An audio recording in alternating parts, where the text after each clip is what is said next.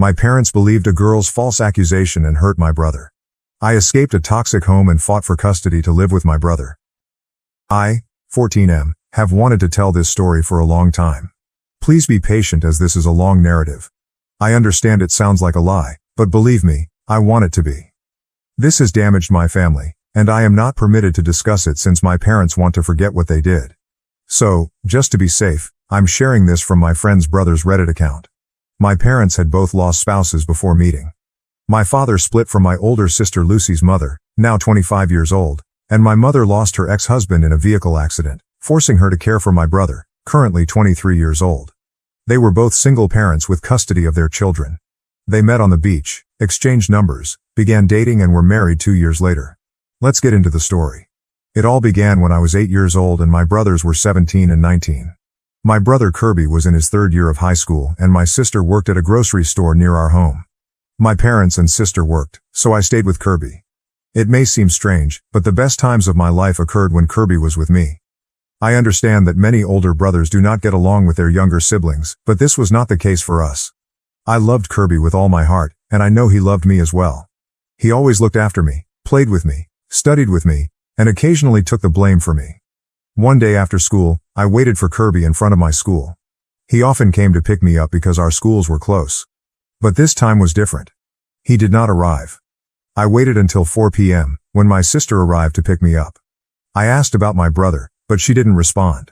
She simply dodged the conversation. When we got home, I was stunned by the sound of things breaking in the house and my parents' terrified shouts. When we entered the house, the situation could not have been worse. Kirby was on the floor while my father kicked and threw dishes at him, and my mother screamed horrific words at him. I was so terrified that I refused to leave my sister's side. She escorted me upstairs and instructed me not to leave the room till further notice. I remained there, listening and crying. I had never seen my family like that before, and I am still terrified of them, no matter how old I am. Suddenly, I heard sirens. When I peeked out the window, I noticed 2 vehicles and numerous police officers exiting and entering the residence. A short while later, I heard more shouts and the voice of an officer proclaiming an arrest. I witnessed my father and mother being forced into a police van. My parents screamed and cursed at my brother. At 2:04, my parents screamed nasty things at my brother, calling him a disgusting worm who deserved to die. My mother has always agreed. I went downstairs after they were put in the car at 2:10 p.m., and it was terrifying. Lucy was crying on the floor as Kirby held her in his arms. He was thoroughly bloodied and bruised. After that scene, everything was a blur. I only recall being inside an ambulance in the hospital. It was more like a dream, but my sister disagrees, claiming it was a nightmare and the worst day of her life. About 3 days later, my parents were still in jail for assault and attempted murder. So my sister took a few days off to care for me. Finally, I mustered the confidence to ask my sister what had transpired. Lucy, the first person to ever treat me as an adult, told me the truth. Our brother Kirby was accused of rape by a girl in high school. The girl went to the principal, crying and battered, and accused Kirby of abusing her. Our parents and the girl's parents were summoned to school, and the police were also engaged. Kirby explained to our parents that he did not do that, but they refused to listen and instead supported the girl. So when the police stated they would investigate and do tests, Kirby and the daughter were free to return home. Then something happened. My brother is now in the hospital and he is at risk of developing serious physical difficulties as a result of the abuse.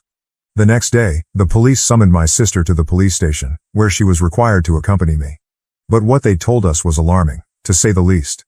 Karen appears to be the girl who filed the report. Karen, if you see this, please know that you are the most horrible person I know. I hope you burn in hell, bastard. You have devastated our life. You filed a bogus report since she and Kirby despised each other at school. And after another fight between the two, she injured herself and planned to claim he hit her. However, the plot evolved to a rape in the hopes that she might expel my brother from school. However, she made a mistake and told her pals about it on a video call, causing them to chuckle. What she didn't expect was for everyone to turn against her, with the exception of her best friend, who had been sexually abused as a child and was never believed until lately. Karen's former closest friend went to the police station, told them everything, and managed to videotape some of the conversation. After the piranha confessed, the cops questioned Karen. And for fear of being arrested, she spoke the truth. My sister was pissed off. She wanted to kill Karen at the time, but the police talked her down, telling her that Karen's parents would have to pay a fee for the false charge and defamation. My sister thought it was fine, but not sufficient. When we returned home, our parents were present. And as soon as my sister spotted them, she exploded, shouting about everything that had transpired at the police station. They listened in silence, becoming more startled with each sentence. My mother was already in tears by the time my sister finished, and my body remained paralyzed.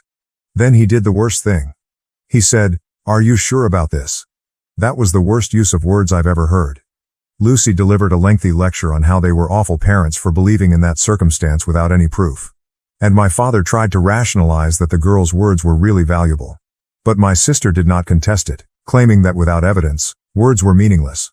I understand that many raped persons are labeled as liars when their allegations are unproven, but this instance is different. Karen lied and fooled everyone for petty reasons. I hope you can understand. My father was defeated and the home was silent for several days. It was not the same without Kirby. He was the soul of the house. He was kind and friendly to practically everyone. He always provided us joy. I still don't understand how my folks were so easily seduced by Karen. I despise them for that, and I will never forgive them for their actions. Kirby awoke after a long time, only to find himself in horrible health. To give you an idea, his jaw was fractured, he lost 60% vision in one eye, his arm and wrist were broken, his ribs were severely wounded, and he narrowly avoided puncturing his lung. His leg was so severely wounded that he would never be able to walk normally again without assistance. It also caused him to experience post-traumatic stress disorder, sadness, and anxiety. My brother was never the same. He is still in serious pain and requires a lot of controlled medicine. He didn't talk for weeks, and when he took out the gadget that held his jaw in place, it didn't change much. He only responded when we asked a question. When he was hungry, he didn't say anything and he frequently burst into tears. I believe it was due to the trauma. I wanted to hug him, but his injuries were so terrible that it was dangerous. My parents tried to visit my brother several times. My mother begged and my father tried to push us to accept them. But my sister prohibited them since she knew my brother didn't want to see our parents. And she told them that, but it wasn't sufficient. My mother was unable to visit him one day due to work, but my parents viewed this as a chance to pay my brother a secret visit. I believe their thoughts would be something like this. Let's go see our son, apologize, he accepts, we'll be fine, and we'll be one big happy family again. What a big mistake. As soon as they entered the room, my brother let out the biggest scream I'd ever heard from him. Soon, physicians and nurses entered the room to try to calm my brother down. He commanded, "Get them out of here. They're murderers. They have come to kill me. Please take them out of here," Kirby yelled out, and then fainted out from tension. Of course, following that, my parents were banned and barred from visiting Kirby. Only my sister and I were allowed to see him. My mother sobbed all night and my father blamed our brother, claiming he was exaggerating. Kirby was released from the hospital after months of physical and mental recuperation. My parents had the guts to invite him home. However, Kirby replied, "I would not return to this house even if it were the last location on earth. I am now motherless. I hope you both pay for what you've done to me." Kirby moved to live with his paternal grandparents, who had no idea of the circumstances before then. They took preventive precautions against our parents. He welcomed my sister and me to visit him at any time, and we did. In fact, I spent more time with him than my parents at home. The final straw came during a family party, when we discovered that my father had lied to our entire family. He informed them that Kirby had dropped out of school to live in a drug-infested environment and had fled home, taking his belongings and the money they were saving for my college. But my parents didn't earn that money. Kirby and Lucy were the ones who raised it for my tuition. Kirby had done several odd jobs and was now saving because he believed I deserved a better future. My sister and I were furious. We informed our family the whole truth and they were startled and unhappy with our parents. My paternal grandparents were the only ones who supported my parents, saying, "It's human to err," and that they had done nothing wrong. They claimed my parents were simply ashamed of their deeds. But no one else agreed. The rest of the family left my parents and proceeded to apologize to Kirby. Fun fact, the next day, Kirby contacted me, perplexed. He wondered why folks he hadn't spoken with in months suddenly came to apologize to him. Karen's parents arrived at our home a year after the incident occurred. They inquired whether Kirby was home, and when we responded no, they apologized for what had transpired before leaving. Later, I learned that they had come to offer Kirby compensation, giving him all of the money intended for Karen's college and automobile. My brother thanked them but stated, "I haven't forgiven Karen and never will. If she ever appears in front of me, I'll tell her some unpleasant realities." Karen's parents accepted his statement and departed. My older brother is doing much better right now, although he is still not completely cured. He still has nightmares about that day, which regularly trigger anxiety attacks. Someone should go to him and calm him down. I want to be there for him, help him, and get away from the toxic world we live in. That is why I have opted to move in with Kirby initially. I spoke with my brother. He was hesitant at first, but eventually accepted the idea and told his grandparents, who consented. I also chatted with Lucy, who felt it was an excellent idea. However, when I spoke with my parents, the tale was completely different. My mother burst into tears, and my father got hysterical, claiming that everyone had already abandoned them and that his youngest son would do the same. I became upset and informed him that I had already abandoned him that fateful afternoon and that he would never accept me back. My father, a guy in his 50s who had always said that sobbing was for sissies, began wailing like a baby. He explained that he had already lost everything and did not want to lose me as well.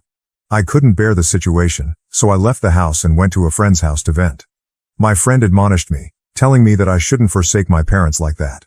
His older brother, Steve, the creator of this Reddit account, interfered and begged him to quiet up, claiming he knew nothing. Steve informed me his brother had a poor mind and pushed me to seek further viewpoints. He introduced me to Reddit and suggested that I post my question here. So gentlemen, what should I do? Update 1. Well, a lot has happened since my initial post here. I had a question, but I'd like to thank everyone for helping me make up my mind. Thank you so much for your encouraging words, and thank you to Steve, the owner of this account, for his support as well. Let's get started. I ended up fleeing my home since my parents banned me from leaving. I waited until they went together to go shopping, something they frequently did without me because they treated me like a child and assumed I'd just beg them to purchase stuff. However, this time, they pushed me to join them, which threw off my plans. I opted to pack the essentials in a backpack, along with some snacks to keep me going. As soon as we were to the market, I wanted to use the restroom. Fortunately, my parents were so preoccupied with how the price of food had risen that my father simply instructed me to leave and return shortly. Plot twist, I did not come back. I dashed out of the market and boarded the bus closest to Kirby's grandparents' home. When I arrived, Kirby's grandma welcomed me and encouraged me to relax while I waited for Kirby and his grandfather to return home. When they arrived, I informed them what had transpired, including what I had posted on Reddit. My brother's reaction was not what I was expecting. He stated it was highly irresponsible of me to flee, that it was risky, and that something terrible could have happened. It may sound strange, but I enjoy it when he scolds me. Unlike our parents, he genuinely cares about me. I could be gone for 3 days and they would not notice. In truth, it had happened previously. They simply became enraged when they discovered this. I took the scolding well and asked if I could stay. My sibling commented, "You will come back here even if I send you back to their house, so you better stay." I was overjoyed and hugged him. His grandparents were likewise thrilled with my brother's decision, but my elation faded when he said that I would have to contact my parents.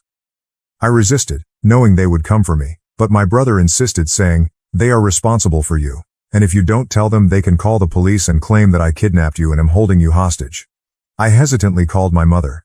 She barely responded before she began yelling at me and asked where I was. When I told her, they became even angrier, ranting in such a harsh alien tone that everyone around me could hear. I could have stood there and listened to them yell, but I hung up when I noticed Kirby was becoming uncomfortable. Following the aggression, he developed a sensitivity to yelling. He cursed his parents for what they had done to him. I became enraged and threatened to take me by force, but my brother responded, "They are aggressive but not idiots. They are aware that I have a protective order against them. If they approach, we'll call the cops." How mistaken he was. An hour and a half later, they were knocking on the front door, yelling and screaming at my brother for future generations. Kirby's grandparents urged them to leave or they'd contact the cops. This simply made them angry, so they returned to hammering on the door. I wanted to walk down and tell them to go, but Kirby needed me. I had to pull him back because he wanted to confront them and express his fury in person. He harbors a lot of resentment towards them. He even stated once that he intended to kill them slowly and horribly. I agree with the sentiment, but I do not believe he should get his hands filthy with them. Then they burst down the door and began wrecking the house in search of me. At that point, I decided to go downstairs and dismiss them. I was trying to calm my brother down by asking him to stay in the room while I handled the problem. My mother let out the greatest scream I'd ever heard, and my father went silent. After persuading my brother to remain in the room, I went downstairs, and the situation could not have been more gloomy. My father was sprawled on the floor, shivering, while my mother stood over him, screaming and calling out to him in vain. I noticed that Kirby's grandfather was clutching a taser. I believe we all know what occurred, right? When my mother saw me, she screamed, "Look what they did to your father, call the police. They should be arrested." I replied that if I called the police, she and my father would be arrested for violating the protective order. She ignored me and kept screaming, insisting that we call an ambulance for my father. We disregarded her, suggesting that once my father healed they should leave and never return. When my father finally returned to his senses, he was unusually silent, defeated and beaten. My brother quickly appeared downstairs. My mother instantly assaulted him verbally, resulting in a heated argument. She began blaming him for everything, claiming he was the reason all of our family had abandoned her and that her children had turned their backs on her. She blamed herself, claiming that she was an innocent woman who went to church every Sunday and did not deserve to go through this. I'm not sure what she meant by it. Nobody would feel sorry for her simply because of that. Kirby remained mute throughout her screaming crises, but she eventually crossed the line. She stated that he was meant to apologize to them for destroying their lives and inform everyone in the family that he had forgiven them. That was the limit. Kirby, furious, slapped her so hard that she tumbled on the ground. My mother began screaming again, but Kirby told her to stop or he would crush her teeth with the base of the cane. He screamed, letting out everything he'd been holding in for years, how unhappy they were, how they dug their own graves, and how they didn't deserve anyone around them. He further stated that when they died, he would make a point of peeing on their coffins. My mother became enraged and attempted to punch Kirby, but I shoved her against the wall. She began ranting at me as well, claiming I would go to hell for abandoning her and referring to me as a dirty lesbian who would also go to hell. For perspective, I am bisexual, and I made the mistake of informing my parents. Surprisingly, my father was fine with it, but my mother was furious, claiming I was destined and even forbidding me to be bisexual. She introduced me to her church friends' daughters, which made them uneasy. The strange thing is, when I told my brother, he just remarked, "So, you give me a nephew? Let's stay cool." My brother then began demanding them to leave and pay for the damage they had done to the house, or we would file a complaint. My mother laughed, stating that I wouldn't have the bravery to report my own mother. I replied, "What I have most is courage, and I would have the satisfaction of seeing you arrested again."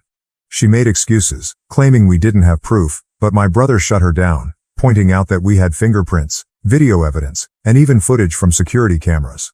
It took her a long time to accept defeat, but they eventually left. But my brother wanted to add one more jab. As my mother entered the car, Kirby exclaimed, "Hey, I wish you could have died in my father's place." In response, she flashed him the middle finger and screamed as she climbed into the car, making my brother laugh, a triumph laugh, as if he had just won a long round of his favorite video game. Soon later, our sister called to say our mother had informed her she had been assaulted by Kirby and needed to bring me home to fix me. My sister, on the other hand, expressed her pride in me for standing up to them and joked that Kirby should have broken the cane over their heads. Now I'm living with my brother, as I've always desired, and it's been amazing. He's determined to acquire custody of me and has threatened our parents to give it to him in any manner. My mother is resolute, stating that she will not leave me with an abuser. She presumably thinks I am bisexual because my brother molested me. How crazy is that? I believe it is only a matter of waiting for her to succumb. For the time being, everything appears to be proceeding as planned. I had a passionate talk with my brother before he fell asleep. He was thinking about what life might be like if his father was still living. I informed him that his life could have been a little better. But he said, maybe not. If he hadn't died, I might not have experienced the aggression, but I wouldn't have my two angels in my life. Then he kissed my forehead. I must confess, that was very lovely. I hugged him. I adore him, and I am confident that we will always defend each other. Thank you to everyone who has supported me. I hope nobody has to go through what we did. For those who feel our narrative is untrue, I wish it were. I wanted us to be a good family that accepts and protects one another regardless of the circumstances. However, this can only occur in my dreams. See you folks, maybe I'll update with the outcome of the procedure, so see you then. Update 2. Hello everyone, thank you very much for your support.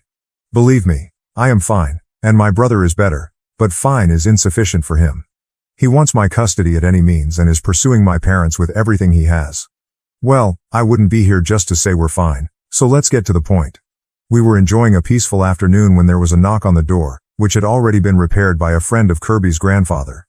I went to answer it, but was astonished to see my father present.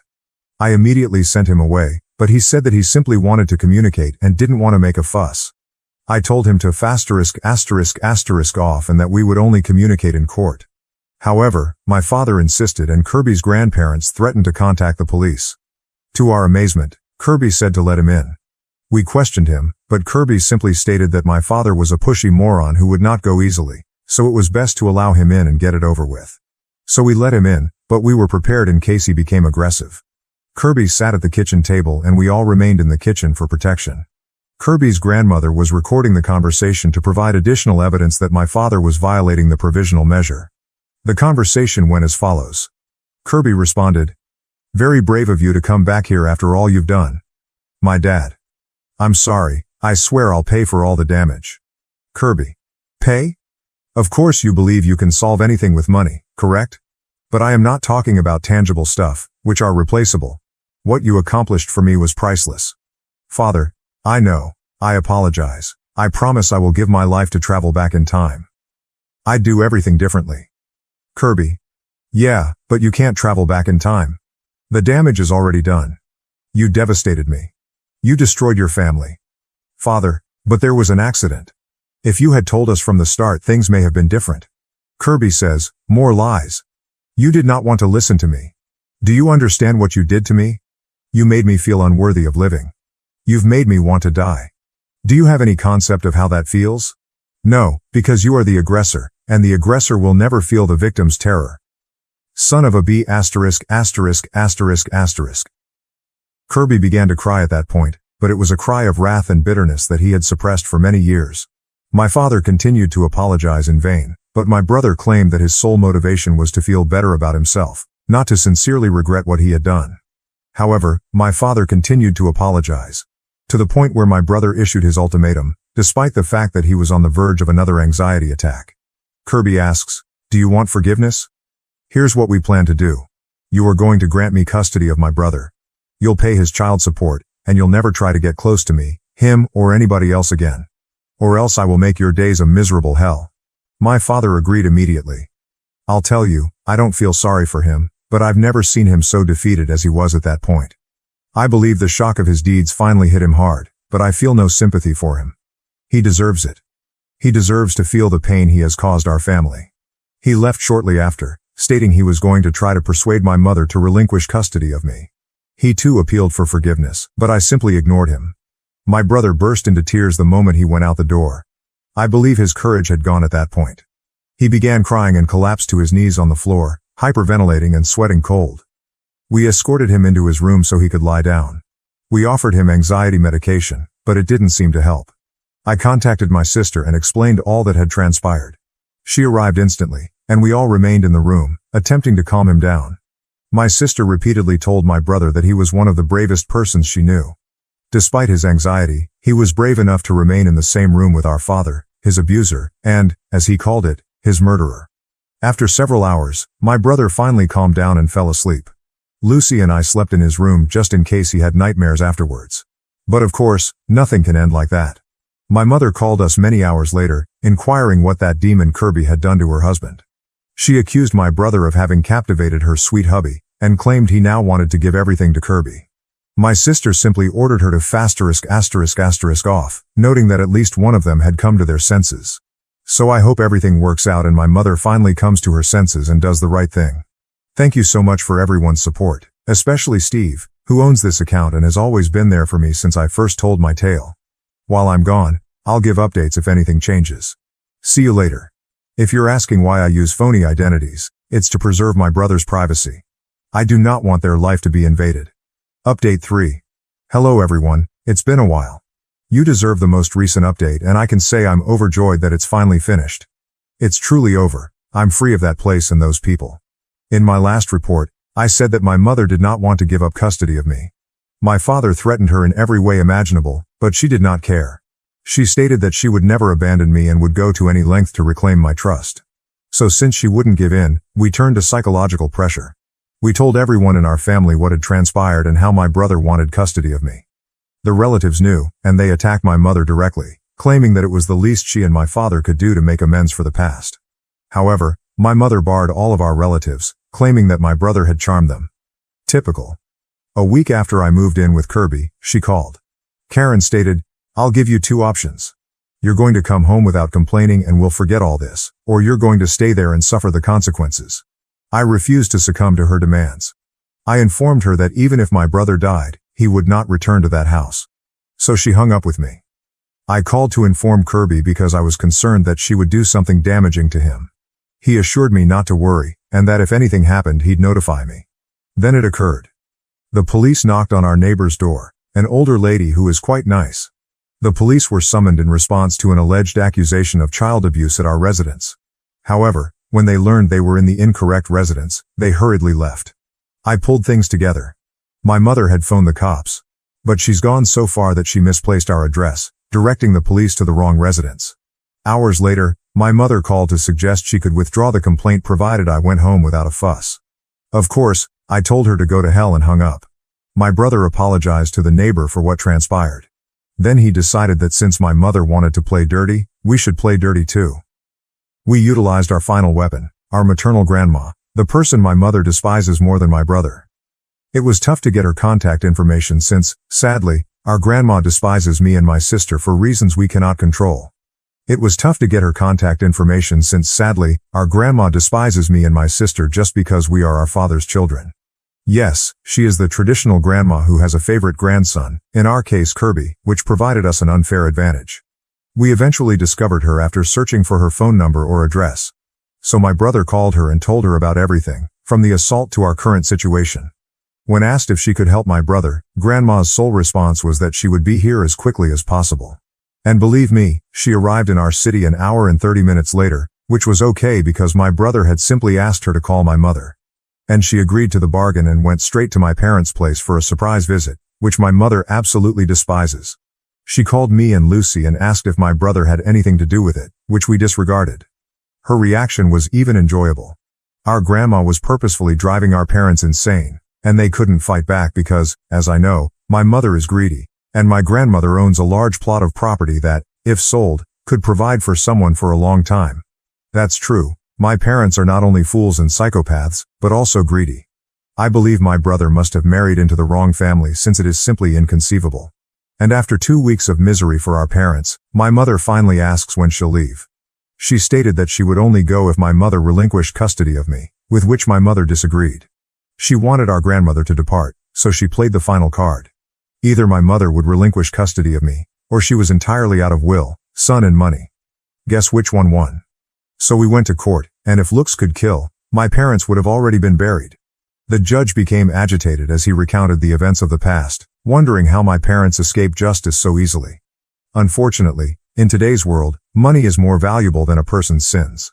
My father even hid his face, but my mother was there, unconcerned, convinced that she had done nothing wrong. I believe the most stressful moment was when Kirby and my mother confronted each other. Believe me, if you were there and seen the stares they gave each other, it was scary. I sometimes forget that these two once lived together. My mother may appear regular and friendly, but she is deceptive and manipulative. If you do or say something she disagrees with, you are perceived as a threat and heavily reprimanded for it. My brother, on the other hand, is so open-minded that it nearly scares me. He can make friends with just about anyone. If you see a young man with a cane and smiling and waving, it's probably my brother. So why can't I grasp how these two contradicting beings share the same body? Returning to the process, it was both complicated and speedy. After all, my parents were unwilling to fight for me, so our lawyer reached an agreement in which I would live with my brother and my parents would be required to pay a very significant alimony. My mother questioned why they had to pay child support since I was now my brother's responsibility, but my father and grandmother advised her to shut up and accept the deal. We eventually obtained it after a long and stressful process. Now I can live with my brother and they will have no control over me. I erased my parents' contact information exactly 30 minutes after receiving the results. I don't need it anymore. They will now become a part of the past that I would like to forget. But wait. There's more. Our granny had an epiphany before she went. My mother had never been mentioned in the will. Our grandmother took her away soon after she married my father. It was even funnier. She essentially swapped it for something she'll never have. My brother is the only person mentioned in her will, which is fantastic in my opinion. Our brother Kirby got all he wanted and deserved. I'm not sure if I call it divine justice or whatever, but he deserved it, and we couldn't be happier about it. I'd like to thank everyone on Reddit and the owner of this account. I'm glad you helped and guided me during this difficult time in my life. And now there's a happy ending. Even more personally, I hope I won't have to return here until absolutely necessary.